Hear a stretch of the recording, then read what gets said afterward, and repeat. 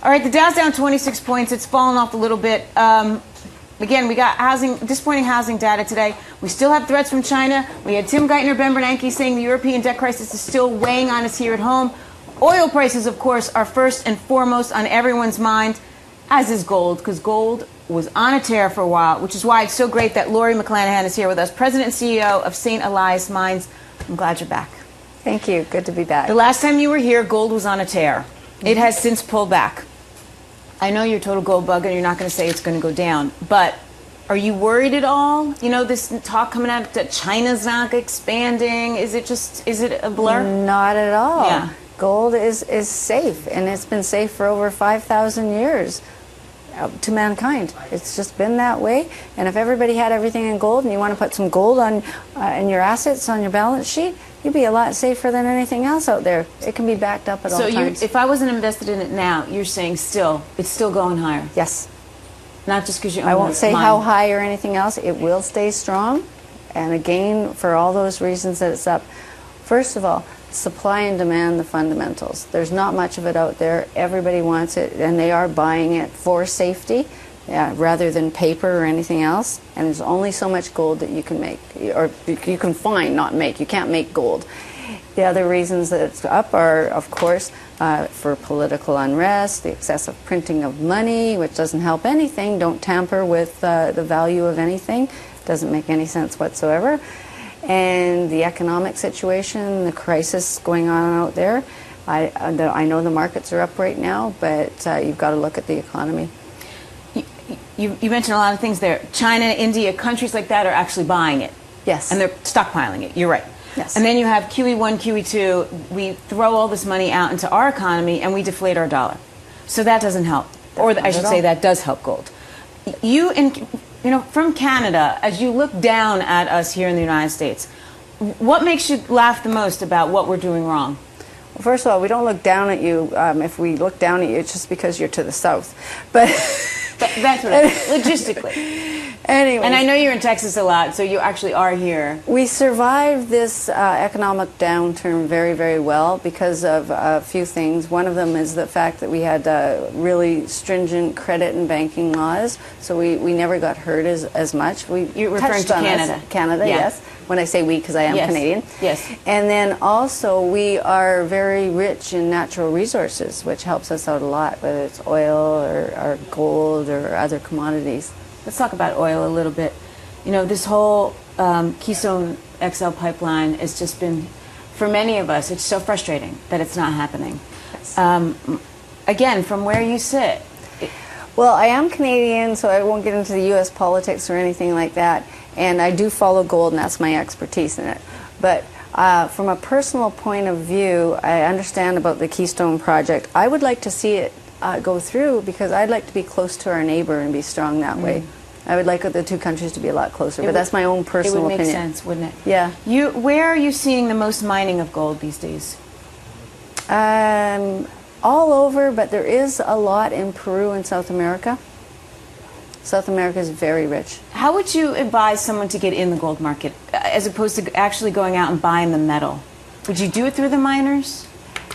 You can do it either way. You can buy the metal. You can buy different types of miners. You can buy majors or you can buy juniors. With the majors, they're more advanced, so you know exactly what they're. Who would you call a major?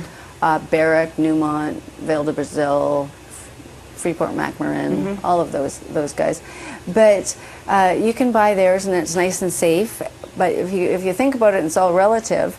And of course, I've got my own reasons for saying things as well as the regular ones.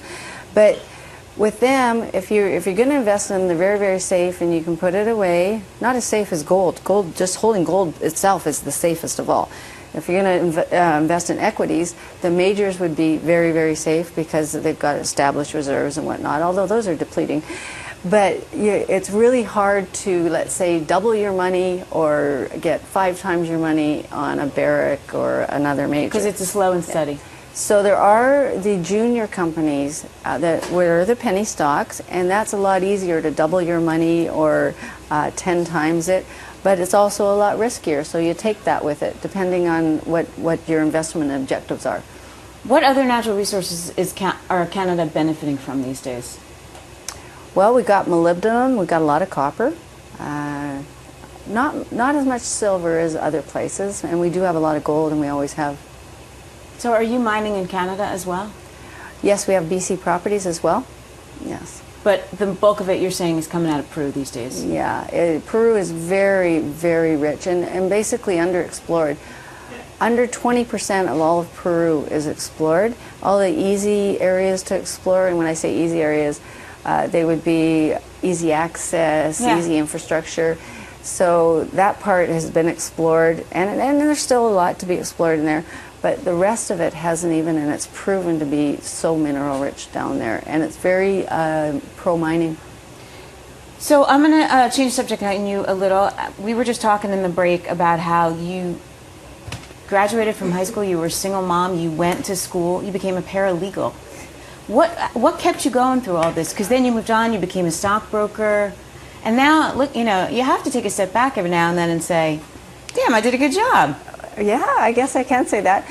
But I didn't expect that to happen. I guess it's just maybe my personality or my drive, whatever. But if someone, I always say this to a lot of people, if someone 20 years ago told me that I'd be sitting here being president of a mining company and doing what I'm doing, I would have told them they were nuts. But what happened with me in a nutshell is that I was never satisfied, and I always wanted to advance. So once you're in one spot, whether it's professionally or not, you always have to move on. You can't just stay stagnant that whole time. And to boot, you're in an industry that is predominantly men. Oh, I know that one well, yes. Yeah, I know you do. So you've defied odds on many different levels. Yes, and also on the gold level, because when my company, St. Elias Mines, when we came public, we had against all odds. I won't mention them all, but one of them was the price of gold. And the price of gold was $275. It went down to $250, and then all of the dot-coms kicked in, the high Late tech. 90s. Well, me as the president, try to raise money for gold. I would get in arguments with presidents of brokerage firms or owners of brokerage firms, and they would tell me, I don't want any gold. Gold doesn't have the same value anymore. And I would say to them, just straight across. Right, because that red hat stock that's all red and has no profits for the next 10 years, that has value, right? That's what they said. No, but I told them, and just that's the way it is. Gold's been valuable for mankind for over 5,000 years. And now I don't know another product that has ever, and it's maintained that value. You can go back to all of them and say, I told you so. Lori McClenahan, President, CEO, St. Elias Mines. I would actually say role model, too. I'm going to add that to your little bio there. Well, Lori, thank you thanks very for coming much. in. You're